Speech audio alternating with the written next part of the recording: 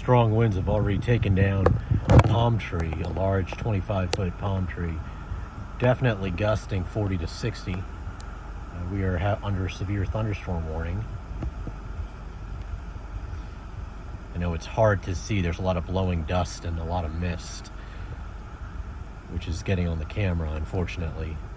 At nighttime, when that happens, it becomes difficult to see. Blowing dust constantly hitting